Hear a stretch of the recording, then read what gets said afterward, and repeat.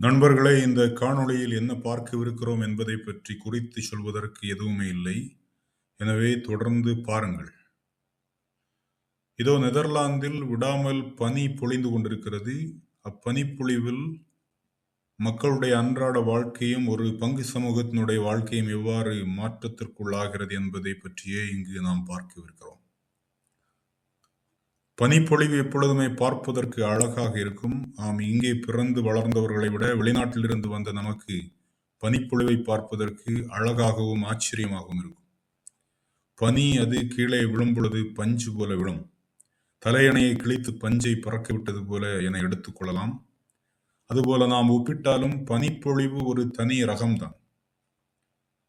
மழை பெய்யும் போது கூட நம்மால் அந்த துளிகளை உணர்ந்து கொள்ள முடியும். ஆனால் பனி பொழியும் பொழுது அது மழை துளியை விட மென்மையாக இருக்கும். நாம் படித்திருப்போம், ஐஸ் கட்டியானது நீரை விட மென்மையானது. எனவே ஐஸ் கட்டி நீரில் மிதக்கிறது. அதுபோல மேகம் காற்றை விட மென்மையானது, அதாவது அடர்த்தி குறைந்தது. எனவேதான் மேகம் காற்றில் மிதக்கிறது. எனவே அந்த மேகமே கிட்டத்தட்ட இறங்கி வருவதுதான் பனிப்பொழிவு. பனிப்பொழியும்போது நாம் வெளியே நின்றோம் என்றால் பனித்துளிகள் நம்மீது விழுவது மிகவும் மென்மையாக இருக்கும், நம்மை வருடுவது போல இருக்கும். ஆனால் குளிரை நீங்கள் நிச்சயமாக தாங்க வேண்டும். அதனை மனதில் வைத்துக் கொள்ளுங்கள். கிறிஸ்துமஸ் முந்தைய நாட்களில் நெதர்லாந்து மக்களிடம் வந்த தகவல் என்னவென்றால், இந்த ஆண்டு ஒயிட் கிறிஸ்துமஸ் கிடையாது, கிரீன் கிறிஸ்துமஸ் தான் இருக்கிறது என்று.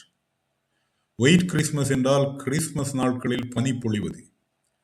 கிறிஸ்துமஸும் பனிப்பொழிவும் ஒரே நாட்களில் வந்தால் கிறிஸ்துமஸ் உலகாரங்கள் வெண்பனியில் படும் பொழுது அது ஒரு விதமான உணர்வினை கொடுக்கும், பார்ப்பதற்கு ரம்யமாக இருக்கும்.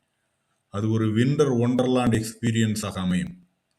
அப்படியான ஒயிட் கிறிஸ்துமஸ் இறுதியாக 2010 ஆண்டு நிகழ்ந்தது. 2010 ஆண்டு கிறிஸ்துமஸ் தினத்தன்று பனி பொழிந்தது. அதனால் நாடே கிறிஸ்துமஸ் தினத்தன்று வெள்ளையாக காணப்பட்டது. முதலாவதாக பதிவு செய்யப்பட்ட 1903 ஆண்டு நடைபெற்ற ஒயிட் கிறிஸ்துமஸை தொடங்கி இன்று வரை உள்ள நூற்றாண்டுகளில் மொத்தம் 8 முறை ஒயிட் கிறிஸ்துமஸ் வந்தது என்று கூறுகிறார்கள்.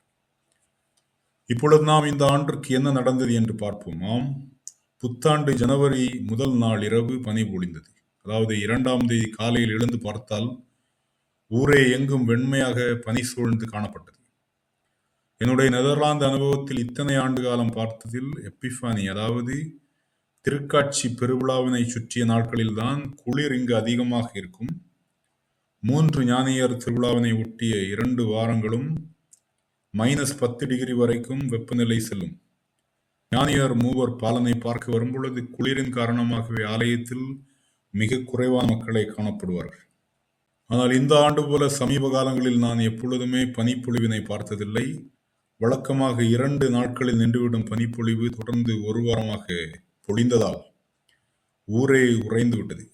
2 வாரமாக ஆலயத்தில் வருபவர்களுடைய எண்ணிக்கை 75% குறைந்தது. சென்ற வாரம் நடைபெற வேண்டிய முதல் திருவிருந்து மற்றும் உறுதி பூசல் தயாரிப்பு வகுப்புகளையும் குழந்தைகளுக்கு அனுப்பையும் நாங்கள் 2 வாரத்திற்கு தள்ளி வைத்தோம். பல பள்ளிக்கூடங்கள் பூட்டப்பட்டன. சில பள்ளிக்கூடங்களோ பனிப்பொழிவில் எல்லாமே நடைபெறுகின்றன. எனவே பள்ளிகளும் இயங்க வேண்டும் என்று செயல்பட்டாலும் பின்பு கடுமையான பனிப்பொழிவினால் பூட்டப்பட்டன.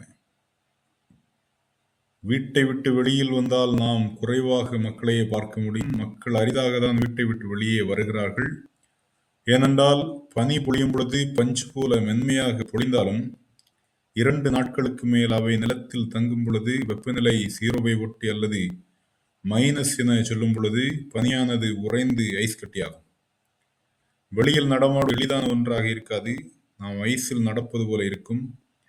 வழுக்கி விழுவதற்கு வாய்ப்புகள் அதிகம். எனவே மூத்த குடிமக்கள் வெளியில் வருவதில்லை. நாம் மீன்களுக்கு ஐஸ் போடுவதை பார்த்திருக்கிறோம். இங்கு ஊருக்கே ஐஸ் போட்டால் எப்படி இருக்கும், அவ்வாறு ஊரே பார்க்க காணப்படும். சாலைகளில் மிக குறைவான வாகனங்களும் பனியில் வழுக்கி சிக்கி சிதைந்து போன காட்சிகளை செய்திகளில் நாம் காணலாம். அவ்வாறு செய்திகளில் காணும் பொழுது நம்முடைய வாகனங்களை ஓட்டுவதற்கு நாம் துணிய மாட்டோம். அதைவிட இன்னும் நாடு முழுவதும் பொது பேருந்துகளை நிறுத்தப்பட்டன. ரயில் போக்குவரத்தும் நிறுத்தப்பட்டது. எனவே பனிப்பொழிவு நாட்டினுடைய ஒட்டுமொத்த இயக்கத்தினையும் முடக்கியது போலவே உணரப்பட்டது. இன்னும் 2 நாட்கள் தொடர்ந்து வந்த வெப்பநிலை மாற்றத்தில் 7 டிகிரியாக உருவானதால் 2 வாரமாக தங்கியிருந்த பனிகள் அனைத்தும் கரைந்து போயின. இந்த அனுபவத்தை பற்றி மக்கள் சொல்லும் பொழுது, ஆண்டுக்கு ஒரு முறை இவ்வாறு பனிப்பொழிவை பார்ப்பது நமக்கு நல்லதே என்று கூறுகிறார்கள்.